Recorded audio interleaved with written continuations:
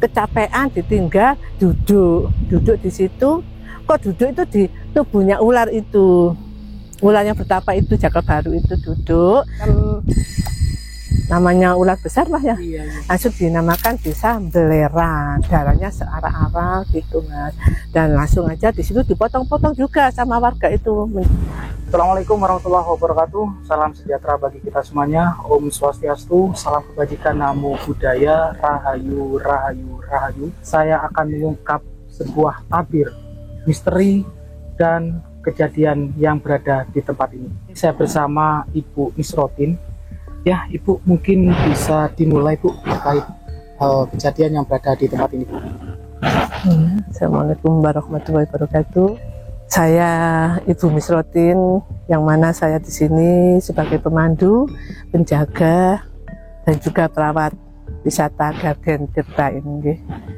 Di sini alhamdulillah desa kami, Desa Sumbernarisari, sekarang mempunyai wisata namanya wisata Garden Tirta, yang mana yang telah membangun wisata ini Bapak Kades Budiono Subari, dan beliau begitu semangat dan antusias untuk membangun wisata. Intinya maksudnya itu membangun bukan untuk wisata berhappy-happy, bukan, hanya untuk menghormati monumen.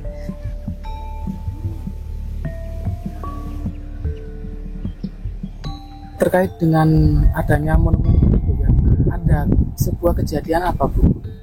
Ini Mas ya, beliau membangun monumen ini karena pada waktu itu ada kejadian, yaitu hari Rabu Pahing tanggal 17 Oktober 1979 telah terjadi kecelakaan latihan dari John Sipur 10, yang mana waktu itu telah tenggelam 22 anggota TNI, dan beliau itu gugur dalam latihan tersebut, yang mana nama-nama beliau itu yaitu ini 22 anggota, ya, nama-nama beliau ini.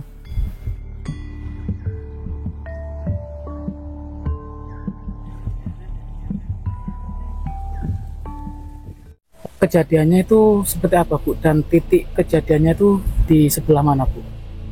Saya sendiri kan waktu itu masih kecil Mas ya. Waktu itu saya masih kecil, sekitar berumur 9 tahun, dan saya memang tahu kejadiannya. Saya masih tetap teringat, yaitu kejadiannya itu ada di posisi sebelah sana Mas ya. Iya, mungkin kita bisa ke lokasi Bu. Di situ ada bukit ya, di timurnya bukit itu namanya itu Bukit Mesigit kalau dikenal itu ya. Itu kan ada bukit itu. Oh, itu. Ya, seperti bentuknya seperti, dilihat aja kan seperti apa itu? Buaya. Ya. Itu di timur dari buaya. Bukit itu sebelah situ ada latihan dari Sensipur itu 7 tank. Berangkat dari situ sekitar, katanya itu sekitar 100 meter apa 200 meter gitu Mas ya. Langsung meluncur pas hampir ke sini Mas, sekitar gimana? Iya itu. Mungkin bisa ya, dari timurnya bukit itu berangkat dari situ sampai ke sini hampir 200 meter perkiraan itu. Itu yang 5 sudah ke sini selamat ya, dan 1 tank itu dan anggotanya 22 itu langsung moncong dari tank itu, langsung gini katanya gitu, langsung seret terus terjun gitu, nggak tahu kemana, pokoknya langsung moncong itu, langsung terus dasar danau gitu. Apakah ini yang dimaksud dengan Danau Ranu Pelindungan Grati itu Bu? Ya, yang mana danau ini yang sudah menenggelamkan 22 tentara, yaitu 1 tank. Waktu itu kan tanknya itu sudah langsung mesinnya mati, dan moncongnya itu langsung tenggelam ke dasar danau, dan di dalam tank itu sekitar ada 22 TNI ya, dan yang 5 itu sudah muncul mayatnya, tinggal 17 saja mayat itu, yang nggak tahu gimana yang 17 ini Mas.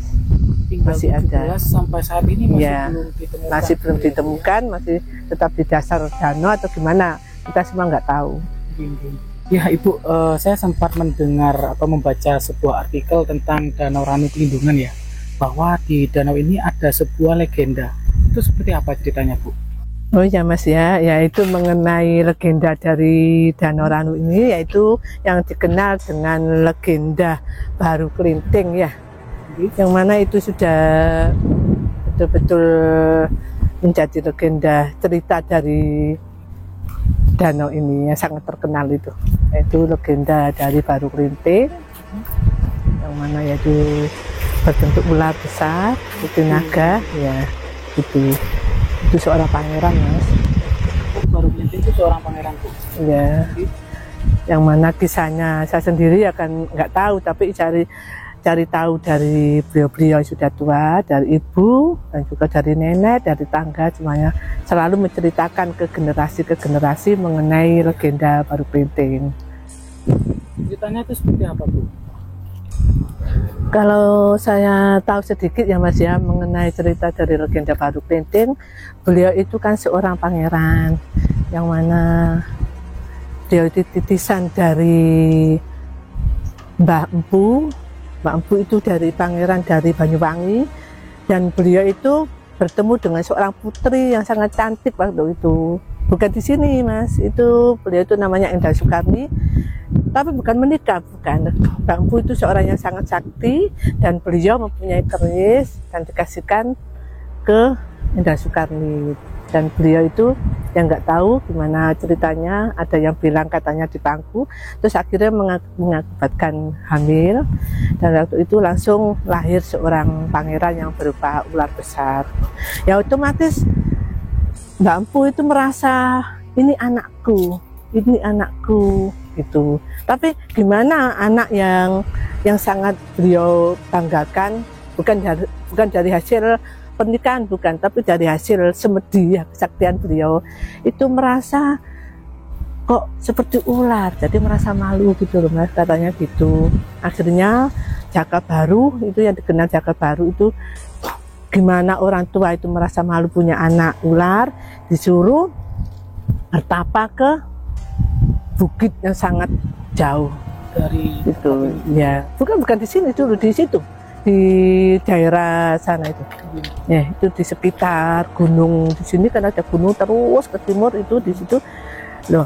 Baru Kelinting itu merasa sebagai anak yang soleh, yang sangat taat kepada orang tua, akhirnya pergi meninggalkan daerahnya. Dan seorang ibu, Indah Soekarni, gimana rasanya seorang ibu anaknya harus pergi.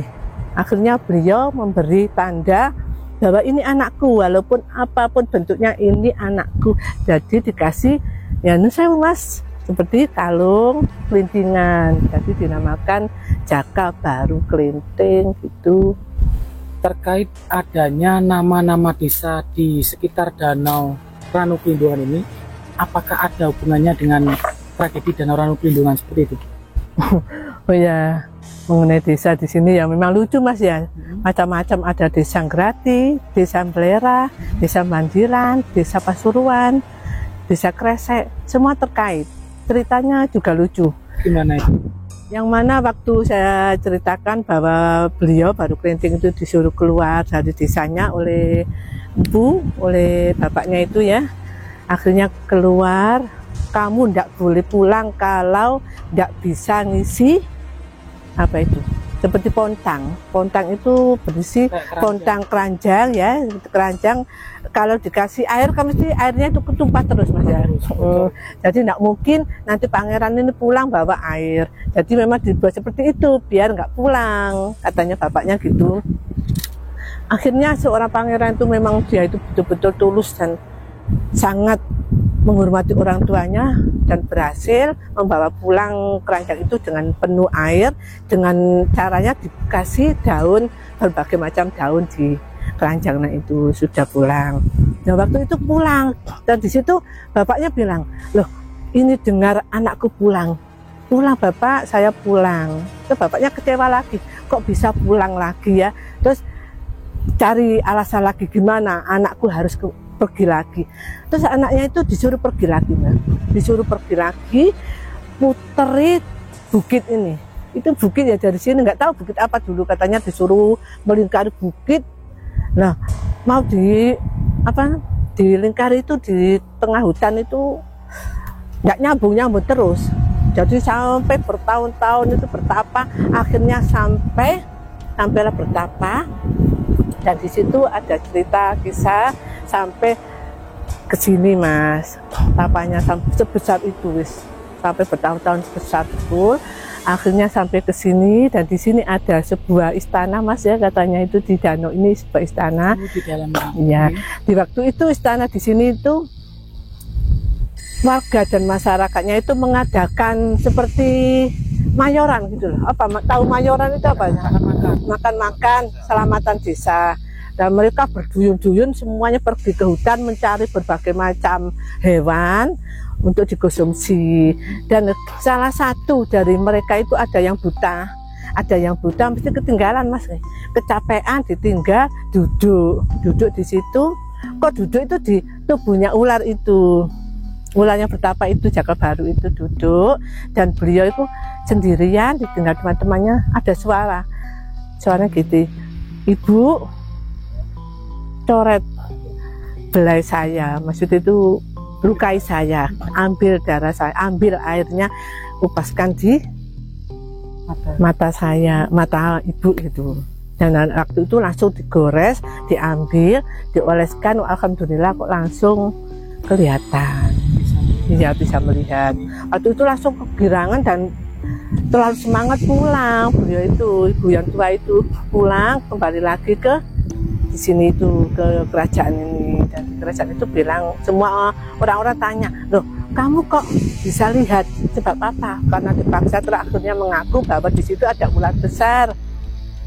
Otomatis mereka berduyun-duyun langsung menyerbu ke hutan itu. Dan waktu itu langsung disambit Mas ya. Disambit itu tahu dia apa itu Mas? Dibacoki gitu. Ya, dibacok itu, disambit. Dan jadilah desa Bandiran, dibanjil gitu loh Mas. Dibanjil, dipotong, dibanjil, dipotong. Ya, disebut nama desa Banjilan. Dan waktu itu darahnya itu ya gimana, darah itu mengalir yes, ke berbagai macam, namanya ular besar Mas ya. Iya. Langsung dinamakan desa Belerang, darahnya searah-arah gitu Mas. Dan langsung aja di situ dipotong-potong juga sama warga itu menjadi geret-geret ya, seperti geret-geret, menjadi desa Grati. Dan juga ada lagi, kenapa itu darahnya ular besar itu menggembung itu buaya sampai mengalir ke barat menjadi Gembong Pasuruan, sampai ke Pasuruan dijadikan Gembong Pasuruan. Jadi tetap terkait dengan kisah danau ini. Sosok ularnya itu seperti apa Bu? Beliau itu kan dari bangsa makhluk gaib ya Mas ya. Saya sendiri tidak tahu jelas, tapi saya selama di sini saya dengar dari anak-anak kecil itu yang mereka bilang berbagai macam bentuk. Memang katanya sangat besar dan warnanya itu ada yang melihat kuning keemasan dengan pakai mahkota gitu, sangat besar katanya. Tapi saya heran, anak-anak kecil itu kok nggak ketakutan gitu loh, lihat itu nggak ketakutan. Ada ular besar ada, tapi mereka senyum seperti senang sekali gitu. Sedangkan kita lihat ular kan takut. Iya. Terus gimana bentuk ularnya itu nggak tahu saya. Cuma anak-anak kecil dan juga orang-orang yang punya indera keenam aja yang bisa melihat gitu Bu ya. Jadi gini Mas ya, ini di belakang kita ada danau yang sangat besar ini. Tanpa ada gerakan dari air, sangat tenang. Itu dulu suatu kerajaan atau istana yang tenggelam itu Mas. Sekarang tiba-tiba jadi danau tuh gimana ceritanya Bu? Dari kisah legenda atau kisah dari sesepuh-sepuh dulu ya Mas ya. Iya. Saya suka sekali mendengarkan cerita beliau. Itu gini, ceritanya kan ular besar itu kan sudah dibuat makan bersama ya. Akhirnya terdengar seorang bapak, Ibu Indah Soekarno dan juga bapak itu tadi, Bapak Empu. Itu mendengar bahwa anaknya itu memang dibuat mayoran, dibuat makan-makan. Namanya orang tua akan tersentuh. Jadi beliau itu kembali ke sini, kembali ke mencari tahu di mana itu anakku. Anaknya sudah meninggal, sudah dibuat makan-makan itu. Akhirnya beliau itu minta sedikit daging dari nggak dikasih. Akhirnya mereka dengan sebagai orang tua emosinya itu gimana anaknya terbunuh, aku minta sedikit daging, kalau memang bisa cabut ditancapkan, yaitu lidi itu ya. Nah, menancapkan itu di situ, itu kelihatan bukit. Itu bukit itu ditancapkan di situ oleh bapaknya Baru Kleting, itu empu itu ditancapkan, dan beliau bilang siapapun yang bisa nyabut lidi ini nggak apa-apa, aku nggak dikasih, tapi kalau nggak bisa nyabut lidi ini, kasihkan aku daging sedikit aja gitu. Akhirnya seluruh warga berusaha mencabut, nggak ada satupun yang bisa, dan akhirnya daging itu diminta sedikit, beliau empu itu langsung nyabut, dan terjadilah luapan air yang sangat dahsyat, dan tenggelamlah kerajaan itu menjadi danau Ranu Kelindungan itu. Perihal dengan tempat ini Bu, apakah dibuka untuk umum atau seperti apa Bu? Ya, wisata ini memang saya buka untuk umum, siapapun boleh masuk, tapi permintaan saya ya, yang karena wisata ini bukan wisata untuk happy-happy, ini wisata yang religi, kita tetap menghormati bahwa di sini ada monumen TNI yang sangat sakral, dan saya coba di sini kegiatan apapun harus kegiatan yang positif, Mas. Jadi saya mohon kepada pengunjung yang mau berminat ke sini, tolong kita saling menghormati, itu aja.